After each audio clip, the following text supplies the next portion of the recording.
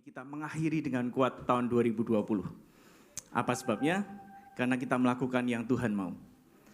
Awal Desember lalu, Tuhan kasih penglihatan kepada istri saya. Jadi penglihatan ini penglihatan yang sangat jelas sekali. Mungkin Pak Petrus bisa bantu keyboard? Kok sepi ya? Iya. Awal Desember kemarin, Tuhan kasih penglihatan pada istri saya apa yang harus kita lakukan di penghujung tahun 2020. Penglihatannya apa? Penglihatan yang jelas sekali dan sangat detail. Jadi kita harus melakukan apa yang dinamakan sebagai menggelar karpet merah sebagai tanda profetik untuk menyambut kedatangan Tuhan Yesus yang kedua kali. Dan itu penglihatan sangat jelas. Jadi detailnya penari siapa aja yang harus membawa karpet merah, terus iring-iringan di depannya harus membawa pelita, dan itu harus jalan. Lagunya juga Tuhan tentukan. Lagunya adalah lagu doksologi, lagu doksologi dari Siti Mohede itu kemarin. Dan itu sangat detail dan jelas sekali. Dan yang pasti dalam penglihatan itu adalah Tuhan sendiri, Tuhan Yesus jalan di depan dan jalan di atas karpet merah itu. Untuk persiapannya kemarin tidak mudah. Dalam persiapannya beberapa teman ada yang jatuh sakit lah, ada yang tidak bisa latihan. Istri saya juga waktu itu tiba-tiba terpleset dari tangga di MH dan kakinya bengkak beberapa minggu. Waktu itu pernah ya di gereja pakai kursi roda terpaksa. Saya juga kena diare seminggu paling enggak. Jadi banyak hal. Terus persiapannya juga dekorasinya meleset. Terus tempat juga bermasalah dan hari hanya juga hampir batal. Hampir batal. Saya tidak tahu apa yang akan terjadi kalau saya tidak tahu apa yang akan terjadi kalau kita tidak bisa menggenapinya sebelum tahun 2020 kemarin usai. Karena itu adalah tugas yang Tuhan berikan buat kita. Tapi di hari H, saya kemarin terpaksa mengumumkan kepada jemaat acara dibatalkan. Tapi Tuhan kasih hikmat begini. Tuhan kan maunya red carpet itu ya. Jadi itu yang harus kita lakukan. Jadi pendamaian, red carpet, praise worship, dan terakhir adalah tarian profetik. Itu yang inti yang Tuhan mau untuk kita kerjakan. Dan kita diberi hikmat, ayo acara memang dibubarkan. Jam 5 kita tidak jadi acara, tapi jam 4 itu kita ambil 3/4 jam aja.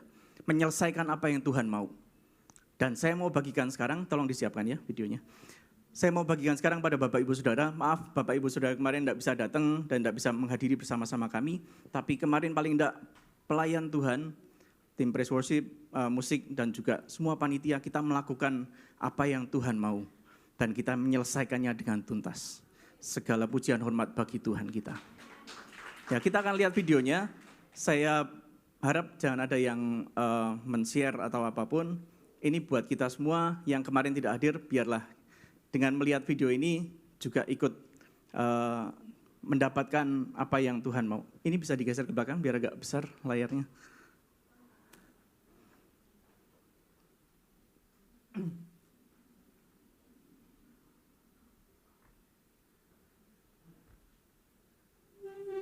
Oke, udah siap? Oke, kita lihat sama-sama. Ini adalah red carpet seremoni yang kita lakukan. Suaranya dulu. Pastikan semuanya oke dulu. Oke, ya. Oke, kita akan tangkap dan aminkan apa yang Tuhan mau kita lakukan.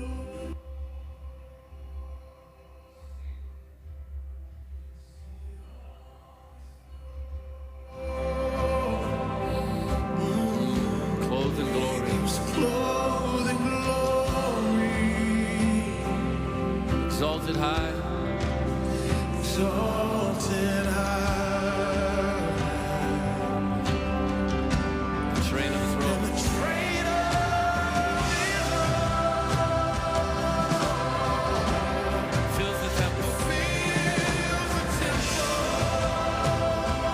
fills the temple, and the angels surround it,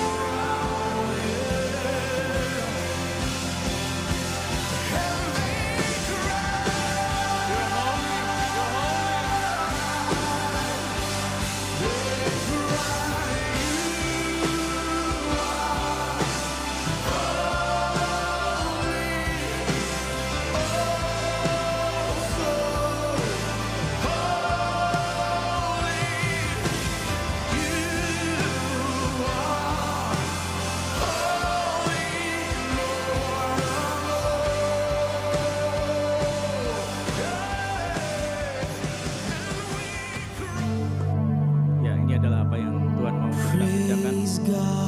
detailnya tepat seperti yang Tuhan mau. all blessings flow. Praise Him, all creatures here below. Praise Him above, ye heavenly hosts. Praise Father, Son, and Holy Ghost.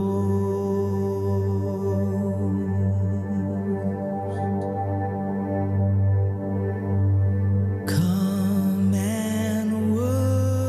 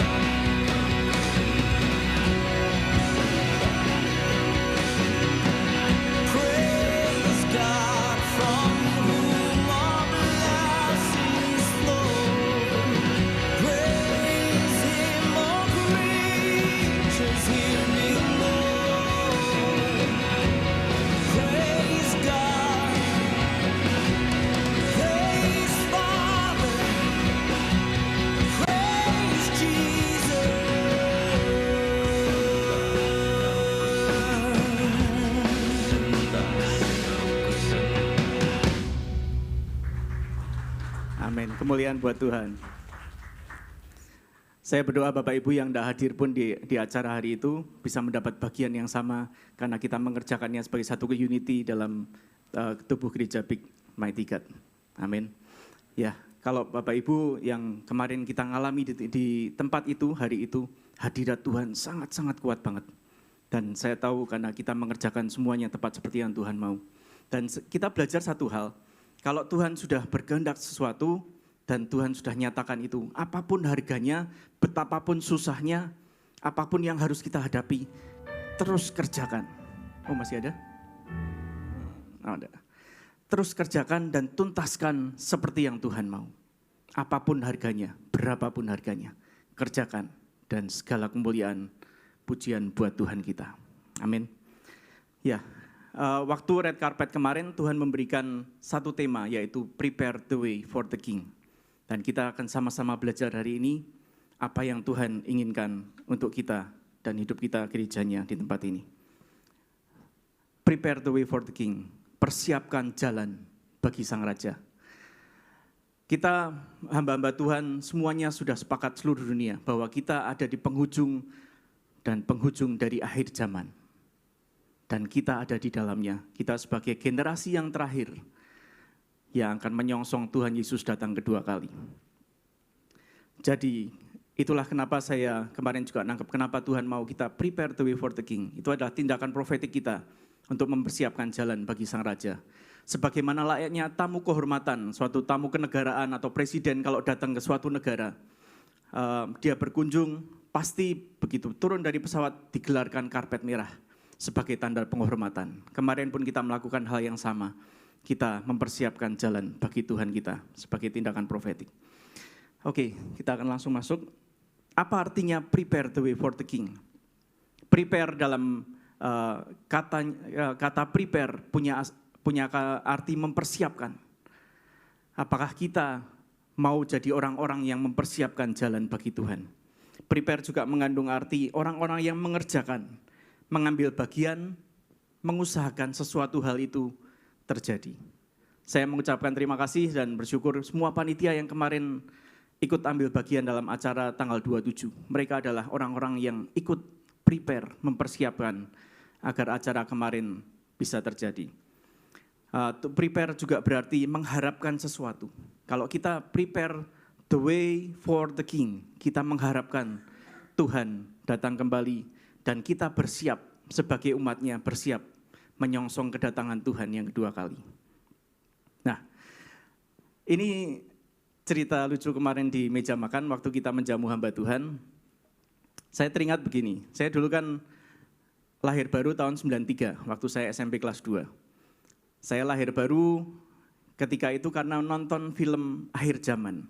Saya pernah cerita ya, karena di gereja diputarkan film Akhir Zaman, orang-orang yang di zaman antikris waktu di film itu diceritakan dikejar-kejar, ditangkap, dipotong, diiris tipis-tipis, dikeceri jeruk nipis. Terus ada ketakutan dalam diri saya. Wah, Tuhan mau datang ini. Cepat bertobat, minta ampun dan saya mau lahir baru. Tapi lahir baru saya waktu itu atas dasar apa? Takut.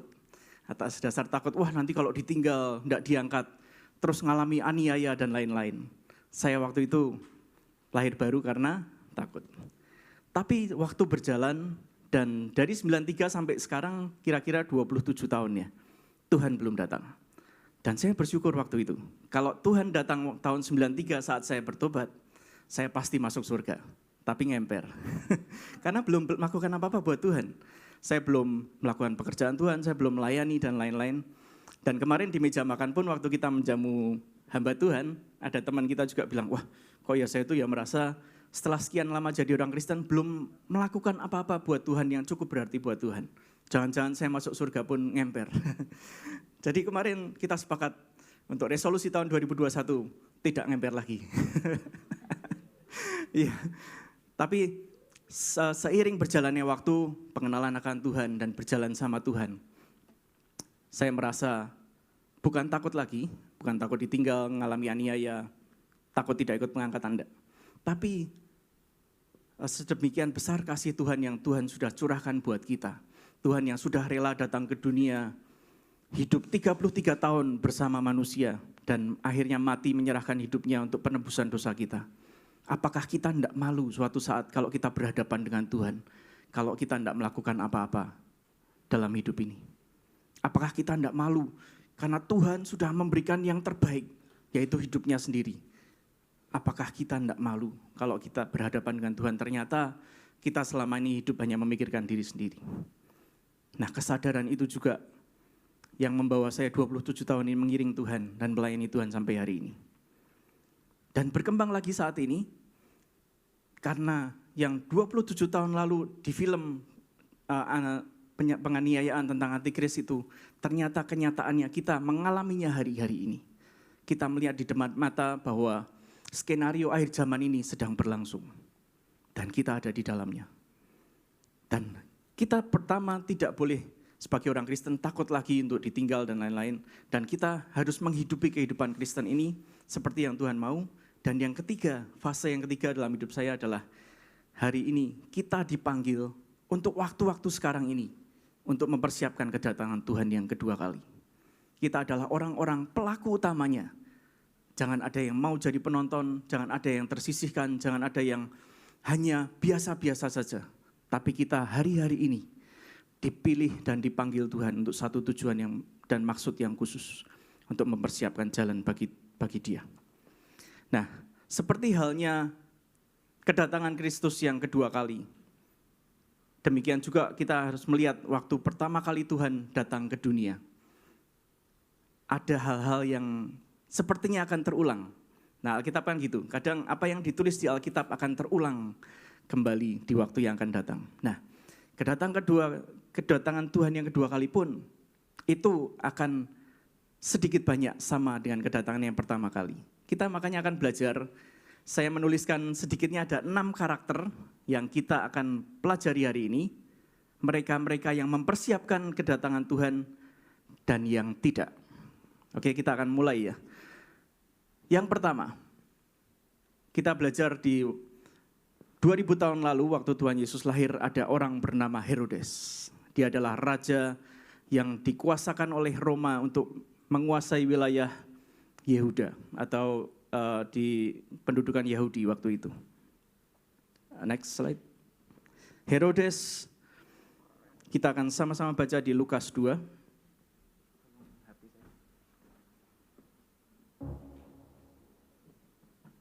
Next slide. Macet ya. Kita akan sama-sama baca di Lukas 2.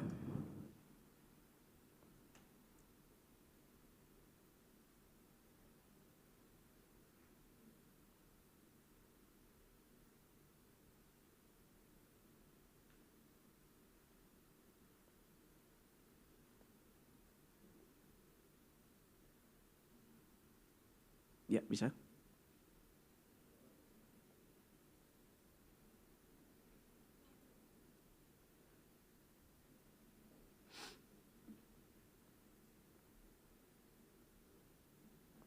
Oke, saya akan terangkan aja. Nah, waktu zaman itu, waktu Yesus hidup, waktu itu berkuasalah Herodes sebagai raja wilayah di pendudukan Yahudi waktu itu. Dan Raja Herodes, ada sejarawan yang bernama Flavius Josephus yang menuliskan. Josephus ini adalah sejarawan yang juga hidup zaman itu, dan dia menuliskan, mencatatkan sejarah apa yang terjadi di zaman itu. Nah, Josephus menuliskan, menggambarkan Herodes adalah orang yang kejam. Dia mempunyai 10 istri dan dikaruniai anak-anak laki-laki dan perempuan dari pernikahannya, dari 10 istrinya itu. Tapi Herodes ini orang-orang yang sangat haus kekuasaan. Buktinya apa? Kita harus melihat kejadian waktu itu, orang Majus kan diberitahukan bahwa akan ada raja Yahudi yang akan lahir di Bethlehem. Dan mereka berjalan dari negeri timur, dan pertama kali yang mereka tuju apa? Herodes. Karena mereka sebagai juga raja-raja, mereka bertemu dengan Herodes menanyakan apakah ada raja Yahudi yang akan dilahirkan. Nah, apa yang pertama-tama Herodes, reaksi pertama Herodes apa? Dia terkejut. Terkejut apa? Kita harus tahu bahwa beberapa bulan sebelumnya, Yosefus menuliskan Herodes barusan membunuh 3 orang anak kandungnya sendiri. Karena apa? Karena anak-anaknya Herodes ini sedang menginginkan menggulingkan kekuasaan Herodes. Dan dia tidak segan-segan membunuh 3 orang anak kandungnya sendiri. Itu berlangsung beberapa bulan sebelum orang Majus datang. Nah, tiba-tiba ada orang-orang Majus yang tiba-tiba mengabarkan ada raja yang sedang dilahirkan di daerah kekuasaan Herodes. Lah, anak kandungnya sendiri dia tidak sayangkan. Apalagi orang lain, apalagi raja lain. Dia pikir, wah ini saingan. Dan waktu Herodes bilang, selidikilah hal itu, dan kalau saat engkau menemukannya, kabarkan kepadaku, dan aku akan datang menyembah bayi itu. Oh, Herodes tidak bersungguh-sungguh mengatakan itu. Dalam hatinya, sampai dia tahu, sampai menemukan bayi Yesus, dia pasti akan segera membunuh bayi itu. Dan terbukti, waktu orang Majus tidak kembali kepada Herodes apa yang dilakukan? Dia membantai semua anak-anak usia 2 tahun. Jadi Herodes adalah orang yang sangat haus kekuasaan, dan dia tidak nyaman dengan kehadiran seorang raja lain. Selain merasa tidak nyaman, Herodes juga terancam kedudukannya. Jangan-jangan raja ini bisa menggantikan aku. Dan seluruh hidup Herodes, tujuan hidupnya bukan Tuhan, bukan rencana Tuhan, tapi adalah kekuasaan, tahta, dan harta. Nah, kita melihat Herodes ini sebenarnya orang yang dikaruniai banyak kedudukan, kapasitas, kekuasaan. Tapi dia tidak memakai untuk kemuliaan Tuhan. Tapi dia justru menghalangi rencana Tuhan terjadi. Jadi saya bisa katakan kalau Herodes ini tidak atau bukan orang yang mempersiapkan kedatangan Tuhan. Dan di zaman ini pun di mana kita hidup, ada orang-orang yang sebenarnya punya kuasa, kapasitas, kedudukan, harta, apapun, tapi tidak menggunakannya untuk kemuliaan Tuhan, mempersiapkan jalan bagi Tuhan, tapi malah jadi penghalang rencana Tuhan. Jangan ada Herodes di antara kita. Amin. Oke. Berikutnya, kelompok orang yang kedua yang tidak mempersiapkan jalan bagi Tuhan adalah ahli Taurat dan orang Farisi. Sudah mirip Pak Sigit ya, tinggal dikasih jenggot. Ya, Herodes pun memanggil ahli Taurat dan orang-orang Farisi, dan mereka dia menanyakan kepada mereka, apakah betul ada raja yang akan dilahirkan di Bethlehem? Ahli Taurat ini tahu loh, memang betul, kitab-kitab kami menubuatkan akan ada Mesias yang dilahirkan di Bethlehem. Tapi apa yang mereka lakukan? Apakah mereka ikut dengan orang Majus mencari? Tidak. Mereka tetap diam, mereka tidak melakukan apa-apa. Mereka sebagai orang-orang yang dipercayakan firman Tuhan, dipercayakan Taurat waktu itu. Mereka tahu kebenarannya, mereka bisa menafsirkan nubuatannya, tapi mereka pun tidak melakukan apa-apa. Nah, hari-hari ini, saya bersyukur sih di YouTube kan banyak sekarang khotbah-khotbah dari pendeta ini, pendeta itu, gereja ini, gereja itu. Saya dengar ada orang yang satu hari Minggu bisa ikut 5 kebaktian melalui YouTube ya, gereja YouTube Indonesia. Nah, apakah bagus? Bagus. Tapi jangan-jangan kita jadi orang-orang yang tahu banyak firman, tahu menyerap banyak tentang firman Tuhan, tapi kita tidak melakukan apa-apa. Saya kemarin dengar satu hamba Tuhan menyebutkan apa? Spiritual obesity. Jadi kegemukan secara spiritual, tapi tidak melakukan apa-apa. Jadi jangan sampai kita jadi seperti ahli Taurat. Kita banyak tahu, malah kita pakai pengetahuan firman itu untuk ngejudge sana, ngejudge sini, atau kita menyalahkan ini itu, tapi kita sendiri tidak melakukan apa-apa untuk mempersiapkan jalan buat Tuhan. Nah, yang gawatnya kita tahu banyak seperti ahli Taurat ini, tapi mereka menafsirkan firman sekehendak hati mereka. Dan bahkan mereka pakai firman itu untuk kepentingan mereka sendiri. Jangan sampai kita juga mengikuti apa yang mereka lakukan. Kita jangan sampai jadi orang-orang yang tahu banyak, tapi tidak melakukan. Apa yang Tuhan mau sebenarnya? Kita tahu firman, kita dengar firman, karena dengan firman itu iman kita dibangun, betul? Dan iman timbul karena pendengaran, dan pendengaran akan firman Allah. Itu adalah dasarnya. Tapi kita harus mengerti dan memahami firman itu seperti yang Tuhan mau. Dan dari kita dengar, kita memahami, mengerti. Dan yang ketiga, Tuhan mau apa? Kita jadi pelaku firman. Kita tidak berhenti hanya tahu, mengerti, tapi kita harus melakukan firman. Kita harus menghidupi firman yang kita tahu itu. Kalau tidak, iman yang sudah timbul dari pendengaran firman itu, kalau tanpa perbuatan akan mati. Jadi yang Tuhan mau adalah kita mendengar, mengerti, dan kita melakukannya, dan menghidupi firman dalam hidup kita. Jangan jadi orang-orang yang spiritual obesity, jadi yang gendut secara spiritual, banyak tahu, tapi tidak melakukan. Oke, next. Ada kelompok orang lain yang ketiga yang mereka bisa tidak. Bapak Ibu yang menilai sendiri. Para gembala. Saya juga menuliskan mereka sebenarnya tidak sungguh-sungguh menyiapkan kedatangan Sang Mesias hari itu. Apa buktinya? Kita baca di Lukas 2 ayat 11. Lukas 2 ayat 11 saya bacakan dari ayat 10 ya. Lalu kata malaikat itu kepada mereka, "Jangan takut, sebab sesungguhnya aku memberitakan kepadamu kesukaan besar untuk seluruh bangsa. Hari ini telah lahir bagimu juru selamat, yaitu Kristus Tuhan di kota Daud." Nah, malam itu waktu para gembala menggembalakan domba-domba mereka, tiba-tiba datang malaikat. Dan malaikat ini bilang apa? Jangan takut, hari ini telah lahir juru selamat. Jadi malaikat itu datangnya kapan? Tuhan Yesus lahir, mereka baru datang dan mengabarkan hari itu juga.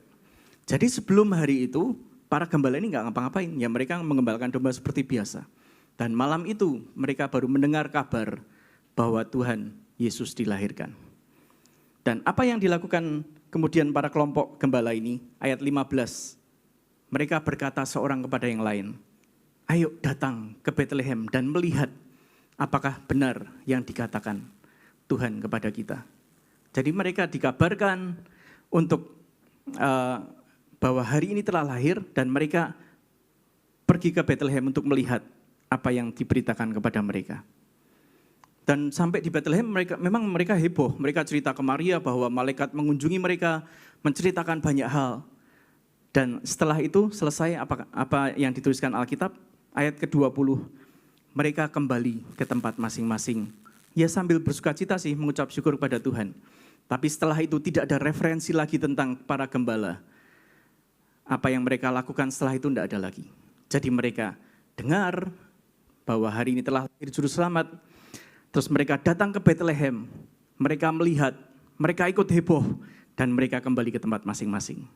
Jadi hampir andilnya tidak ada untuk persiapan Tuhan Yesus datang hari itu. Apa yang kita belajar dari sini? Hari-hari ini, jangan ada kita yang jadi penonton. Jangan ada di antara kita yang cuman heboh, wah Tuhan melawat negeri ini, Tuhan melakukan mujizat di sana, di sini, kita ikut heboh. Tapi kita kembali ke tempat kita masing-masing, dan kita tidak melakukan apa-apa. Jangan jadi penonton hari-hari ini. Nah, 3 orang yang pertama adalah mereka yang tidak mempersiapkan. Herodes, para gembala, dan juga ahli Taurat dan orang Farisi. Nah, kita akan belajar 3 orang yang mempersiapkan kedatangan Tuhan waktu itu. Yang pertama adalah Yusuf. Yusuf pun tidak banyak dituliskan di Alkitab tentang kehidupannya, tentang latar belakangnya. Dia adalah seorang tukang kayu. Tapi Alkitab menuliskan satu hal yang cukup menggambarkan siapa Yusuf. Apa yang dituliskan Alkitab? Yusuf adalah seorang yang tulus hati. Cari orang-orang tulus itu susah, Bapak Ibu. Tulus artinya apa? Hatinya bersih. Dia orang yang jujur, tidak suka berpura-pura, tidak serong, lempeng aja sama Tuhan. Dan Bapak Ibu ingat waktu dia tahu bahwa Maria hamil, Dan dia tahu bukan dia yang melakukannya. Apa yang dia lakukan? Dia berkehendak untuk menceraikan Maria. Apakah itu untuk kepentingannya Yusuf? Bukan. Dia memikirkan Marianya.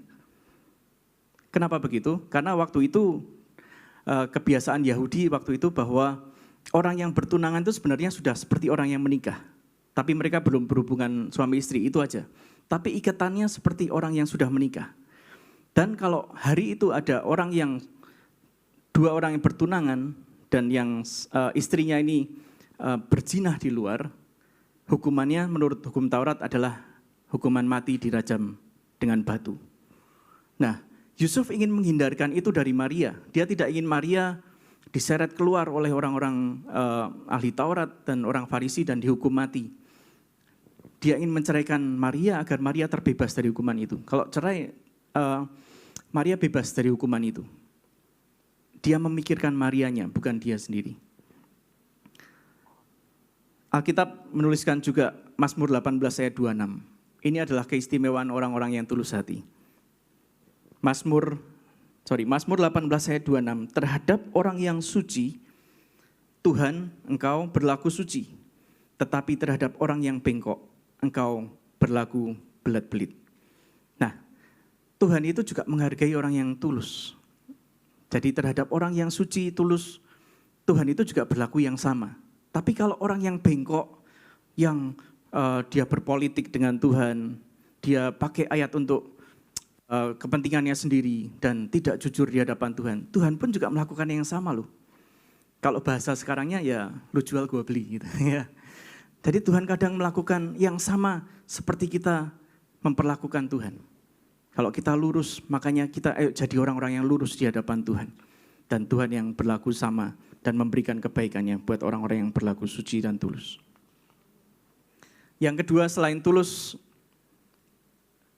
Yusuf juga orang yang taat. Kenapa bisa saya bilang begitu?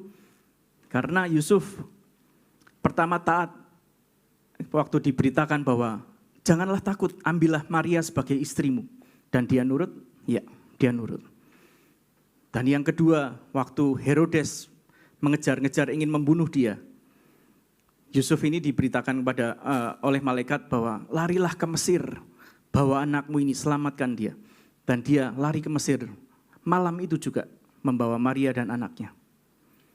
Dan setelah Herodes mati, dikabarkan lagi kepada Yusuf, kembalilah ke Nazaret. Dan dia juga melakukan yang sama.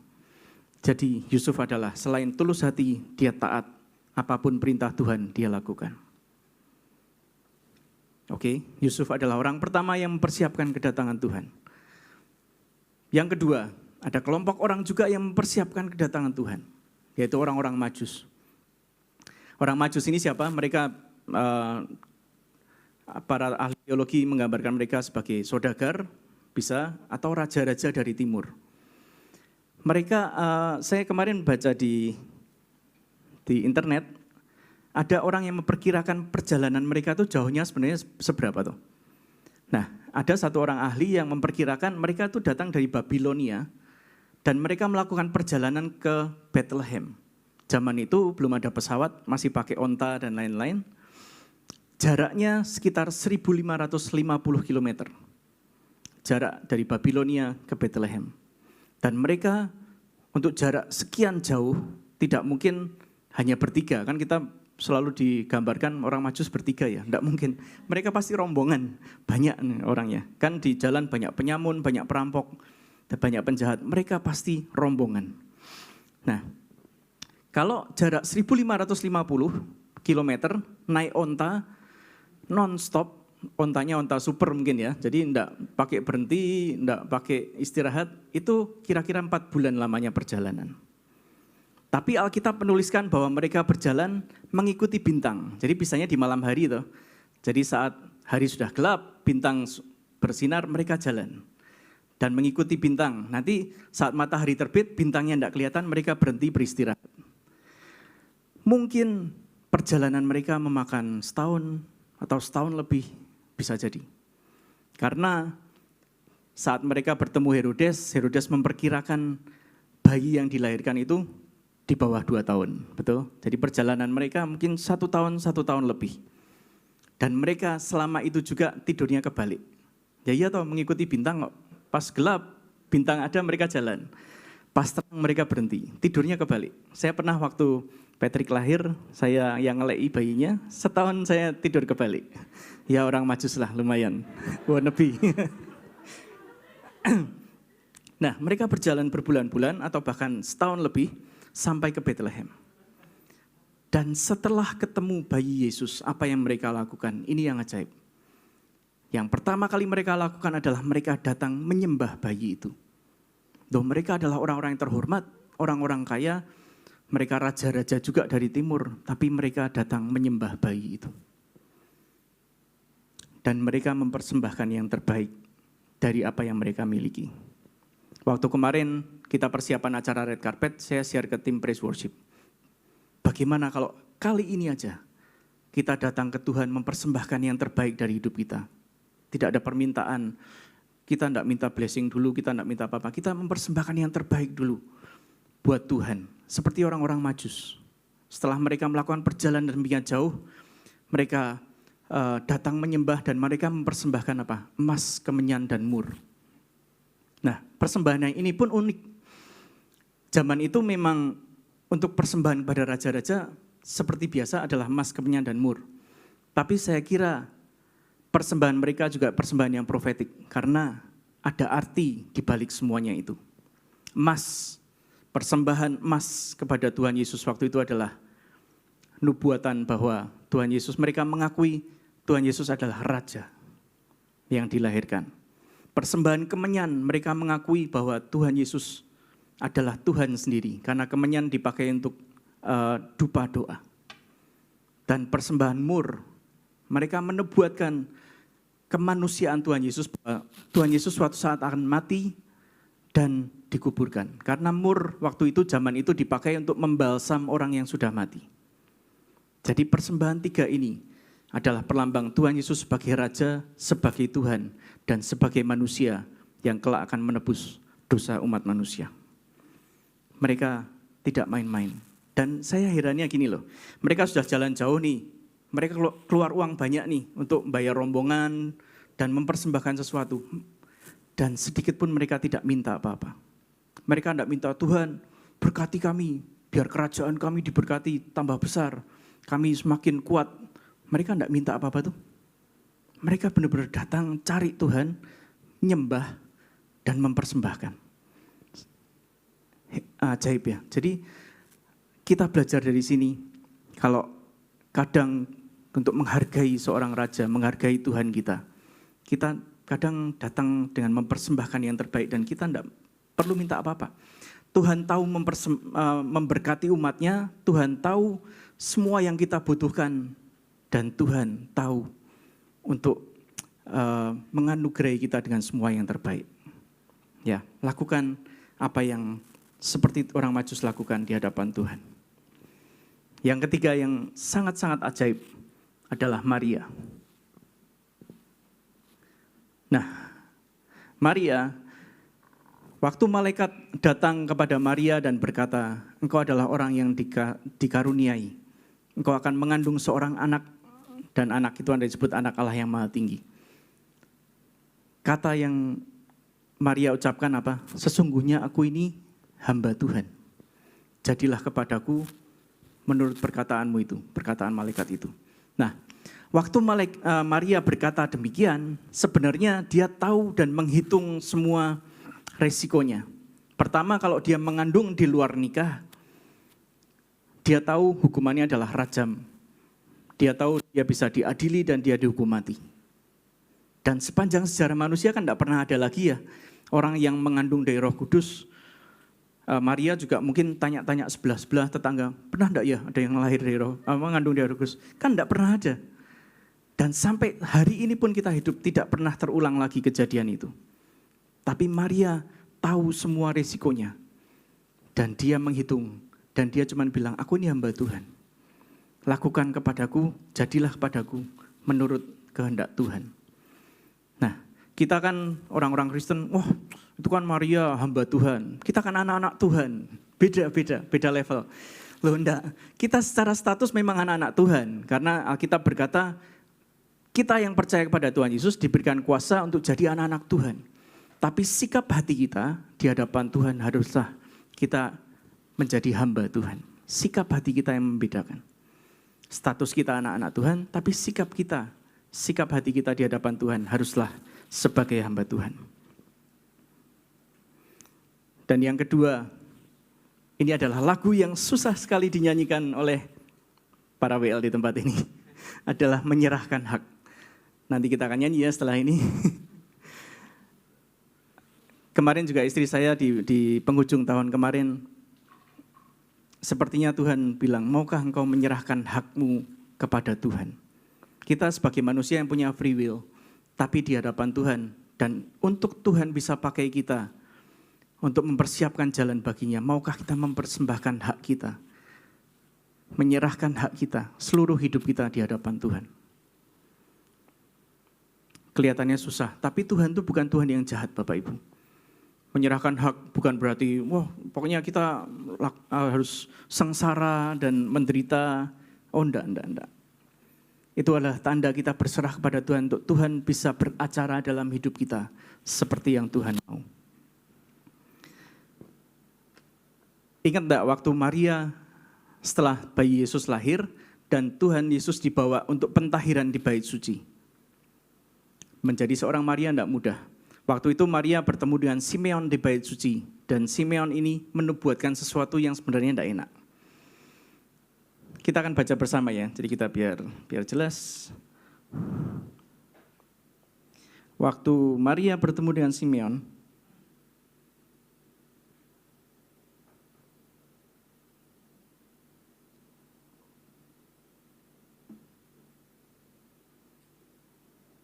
oke, Lukas 2, mulai ayat yang ke-25.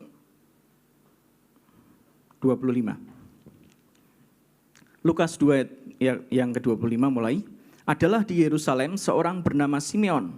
Ia seorang yang benar dan saleh yang menantikan penghiburan bagi Israel. Roh Kudus ada di atasnya. Dan kepadanya telah dinyatakan oleh Roh Kudus bahwa ia tidak akan mati sebelum ia melihat Mesias, yaitu Dia yang diurapi Tuhan. Ia datang ke bait Allah oleh Roh Kudus, dan ketika Yesus anak itu dibawa masuk oleh orang tuanya untuk melakukan kepadanya apa yang ditentukan hukum Taurat, ia menyambut anak itu dan menatangnya sambil memuji Allah, katanya, "Sekarang Tuhan, biarkanlah hamba-Mu ini pergi dalam damai sejahtera, sesuai dengan firman-Mu. Sebab mataku telah melihat keselamatan yang daripadamu, yang telah Engkau sediakan di hadapan segala bangsa, yaitu terang yang menjadi pernyataan bagi bangsa-bangsa lain dan menjadi kemuliaan bagi umat-Mu Israel." Lompat ayat ke-34. Lalu Simeon memberkati mereka dan berkata kepada Maria, ibu anak itu. Ini kata Simeon kepada Maria.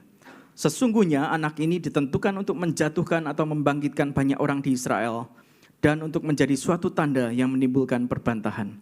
Dan ini adalah kata-kata untuk Maria.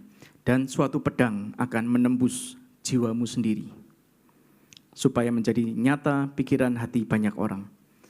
Ayat yang ke-35, dan suatu pedang akan menembus jiwamu sendiri adalah kata-kata Simeon, nubuatan Simeon untuk Maria. Karena apa? Dan itu terbukti. Maria sebagai ibu Yesus yang mengiringi kehidupan Tuhan Yesus panjang hidupnya. Dia mau tidak mau melihat pelayanan Tuhan Yesus, waktu Tuhan Yesus ditangkap, disiksa dan dibunuh. Dia harus melihat saat orang-orang mengejek Tuhan Yesus, oh dia ini orang gila, oh dia ini kerasukan Beelzebul, oh dia ini tidak waras, oh dia ini makanya Tuhan Yesus ini diolok-olok, dicerca, dihina oleh orang banyak. Dia harus melihat itu semua dan sebagai ibu Tuhan Yesus, ibu kandungnya, hatinya pasti tertusuk-tusuk. Apalagi saat Tuhan Yesus ditangkap, disiksa, didera, dicambuki, sampai kayu salib. Kalau Bapak Ibu sudah nonton film Passion of the Christ, ibu Tuhan Yesus Maria ini selalu mengiringi saat Tuhan Yesus diadili, dicambuk, sampai disalibkan, dan sampai penguburannya. Maria ini mengiringi. Dan sebagai ibu kandung dari anak yang dikasih pasti itu sangat menjadi suatu penderitaan bagi Maria. Tapi Maria melakukan semua itu dengan setia. Dan setelah menyerahkan seluruh hidupnya, Maria juga terbukti sebagai orang yang setia. Karena sepanjang hidup Tuhan Yesus, Maria mengiringi, dan bahkan Alkitab menuliskan setelah Tuhan Yesus mati pun, di loteng Yerusalem, Maria ada di sana juga saat mereka menantikan Roh Kudus dicurahkan. Jadi, apa kualitas hidup seorang Maria adalah dia ini menyerahkan haknya, menyerahkan seluruh hidupnya, dan menjadi orang yang setia sampai akhir. Ini yang kita perlu belajar.